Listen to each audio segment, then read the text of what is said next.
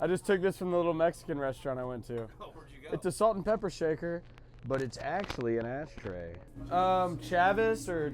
Oh, Chavez, that's the best. So good. It was awesome. Yeah, it's a good spot. But they're missing a salt and pepper shaker. Last time I played here, I fell off stage. I fell off the stage. I wanted to bring it up. Yeah. I mean, I don't know if I should or not. That was a Why not? graceful I mean, fall. I think it was one of the, the 500th home run, and then me falling off the stage.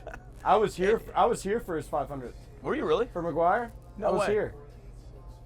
What, 1998? 98. That's insane. I was 6. Where were you sitting? Third baseline, poor people section. Hey, Third but you got to be baseline. there. My mom had a beer spilled on her that night. Memorable. Or that day, yeah. But it's funny, me and Hardy have the same poster, and I was at Hardy's like downstairs, this is like 4 years ago, we're writing, and I noticed he had the Mark McGwire 500th home run, like, newspaper article framed on his wall, and I had a poster from that game framed on my wall in my bedroom, and that was, that's the only thing we have in common. That's the only thing. Songwriting's not one of them. It hits. Yeah, that's it. It's the Mark McGwire home run. Yeah. It's a cool moment. So, all right, you fall off the stage, and you got up so quick. And it didn't hurt, and nobody believes me, but it all happened in slow motion. Yeah. Like the heel of my boot, I had full intention.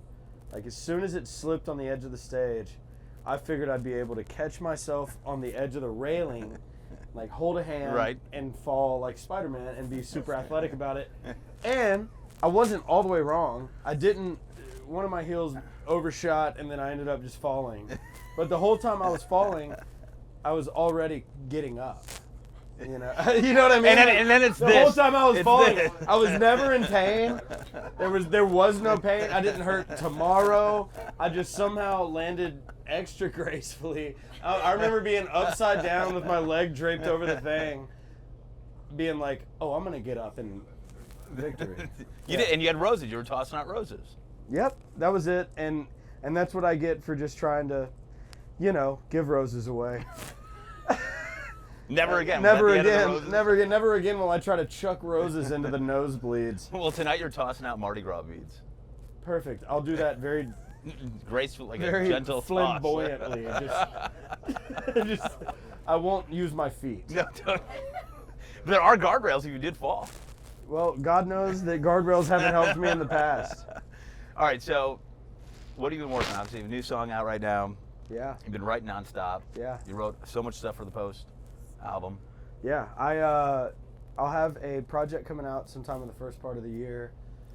I'm launching a record label called DeVille Records, and I've signed who was my pedal steel player, Chandler Walters. He's now playing pedal in Post band. I brought him in to write with me for the Post stuff.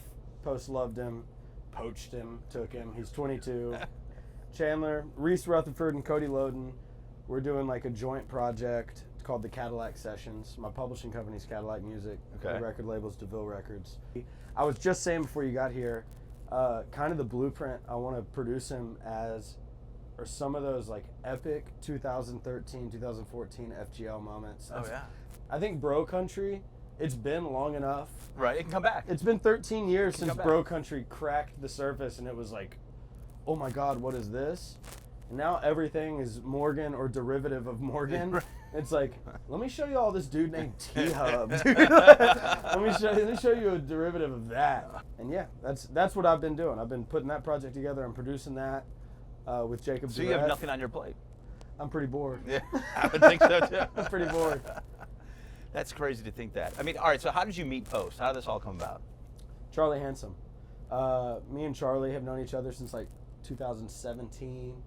We met in LA. I was writing like rap hooks, and Charlie is at that point, had been a well-known hip-hop producer. He had started out with Post. He did most of the Go Flex record.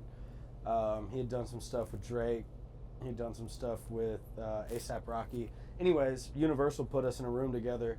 We hit it off on some hip-hop shit, and then we just talked outside, became good friends. I was like, hey, you need to come to Nashville. And actually, I think Charlie and Seth England had already talked and planned on Charlie coming to work with FGL. This is like 2018. And so let's say Charlie was supposed to work with FGL on a Wednesday. he got to Nashville on a Monday, and on Tuesday, I was like, you should come and meet my boy Morgan. And we wrote If I Know Me, and then the next week we wrote More Than My Hometown, and then like a month into that, me and Charlie and Ryan Hurd wrote Heartless, and I think I just had my 12th number one, and I think 9 of them are with Charlie and Morgan. That's insane. Something like that. That's or crazy.